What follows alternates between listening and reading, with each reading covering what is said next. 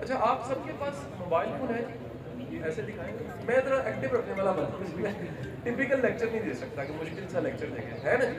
آپ سب اس سے پکچرز بناتے ہیں. یہ 13 سے 14 ہو چکا ہے جی ایپل کا فون. لیکن آپ دیکھیے گا کہ کمال کی پکچرز آپ نے بڑی تھوڑی بنائی ہوتی ہے. یعنی ایسا کم ہی ہوتا ہے کہ آپ ایک ایسی پکچر بنائیں جس کو آپ کہیں کہ یہ شاہکار ہے. آپ کو پکچر نظر آتی ہے کسی کیلنڈر پہ، کسی پورٹریٹ، کسی جگہ پر آپ کو کشمیر کی جو اوریجنل پکچر نظر آتی ہے.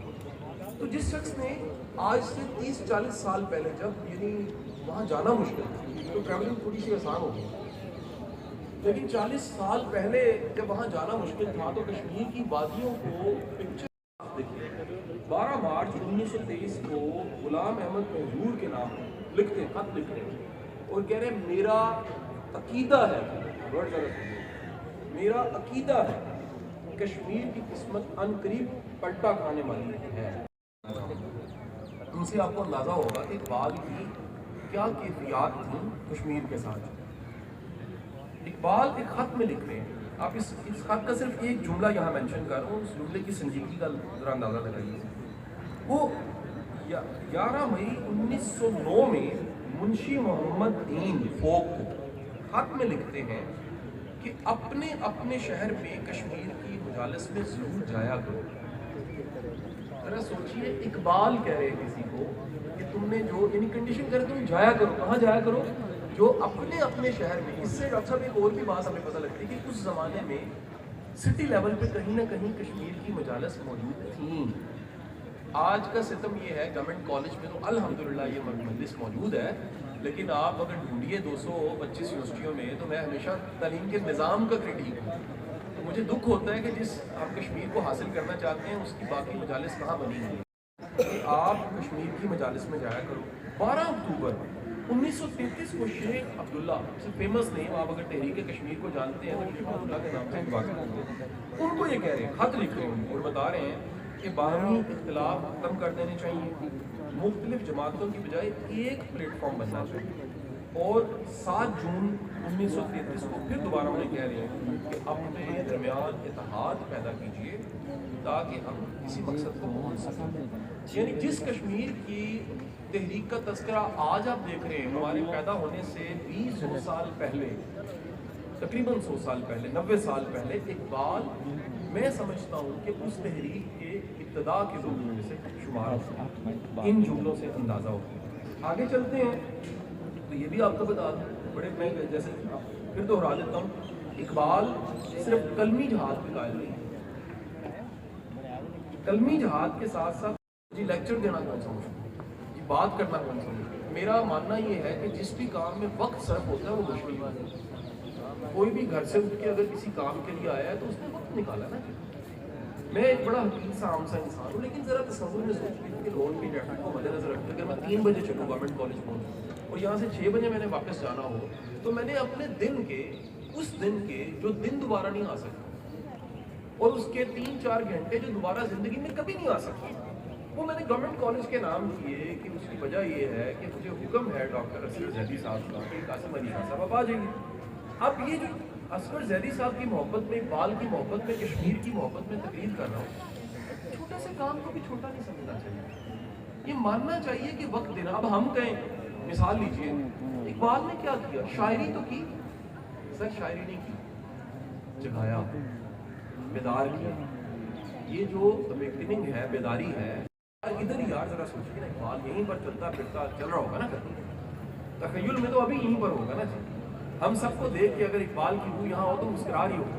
اصغر زیدی صاحب نوٹ کر رہے ہیں، میڈم ساتھ بیٹھی ہیں، وومن امپاورمنٹ کو ہیڈ کر رہی ہیں، ڈاکٹر صاحب پولیٹیکل سائنس پڑھاتے ہیں، اچھی سی مسکراہٹ اللہ کے کرم اور فضل سے 50s کی ایج میں انہوں نے بچائی ہوئی ہے. ایک بڑا مشکل کام ہے، معصوم مسکراہٹ 50s میں کم ہونے لگ پڑتی ہے. یہ مسکراہٹ سے تو سر دل جیتے جا سکتے ہیں. اب یہ دیکھ رہے ہوں گے کہ یار یہ سب کے سب اکٹھے بیٹھ کے اقبال اور کشمیر پہ بات کر رہے ہیں، اقبال کے آبا سے شروع کر کے ان کے درد کو سمجھتے ہوئے بات کر رہے ہیں اور ان جملوں کو دہرا رہے ہیں جو کبھی اقبال نے خطوط میں لکھے اور بات چیت کی. اور ہم گئے نہیں جی اقبال نے شاعری کی تھی، سر شاعری نہیں کی، جگایا. یاد رکھیے گا، جگانے والے کو اتنا ہی ثواب ملتا ہے جتنا جاگنے والے کو ملتا ہے. کسی بڑی تحریک میں شاعر کا درجہ بھی مجاہد سے کم نہیں ہوتا.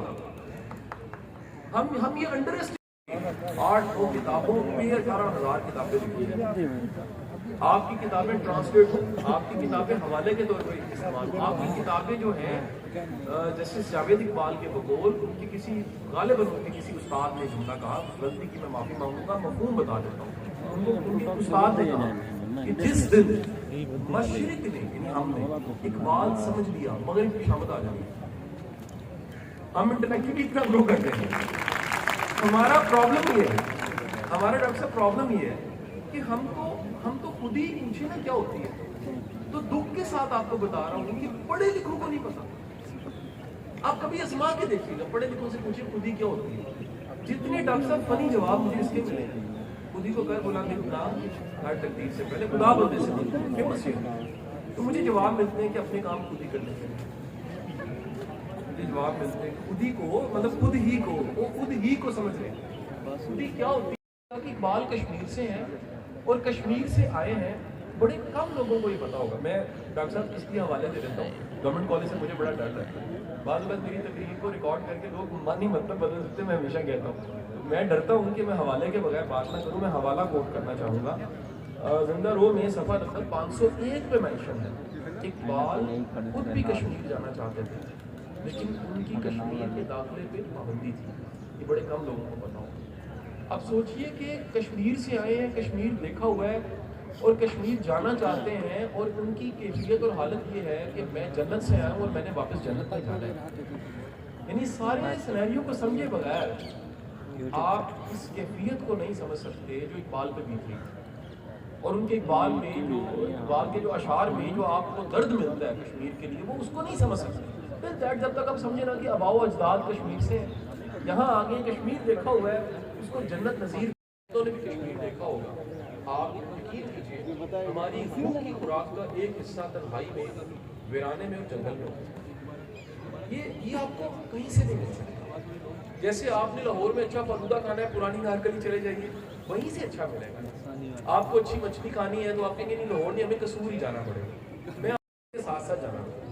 تو کئی جگہ پہ جیمرز تھے, کئی جگہ پہ آپ ڈرون اڑاتے ہیں, الاؤ نہیں ہے. کئی جگہ پہ آپ کا ڈرون جو ہے ٹارگٹ ہوتا ہے. ہمیں یہ بھی ایک خطرہ تھا کہ ڈرون اگر گرا تو چلے ڈرون گرے گا, لیکن شام کو جو خبروں پہ پٹی چلے گی کہ پاکستان کی طرف سے ڈرون آیا, وہ بڑا چیلنج ہوگا. حالانکہ یہ پتہ ہی نہیں ہوگا کہ وہ کسی سپاہی نے نہیں بھیجا, وہ تو میرے جیسے عاجز مسکین نے تصویریں لیتے لیتے وہ ڈرون ہی گرا دیا وہاں جا. لیکن آخر کار ہم کامیاب ہوتے ہیں.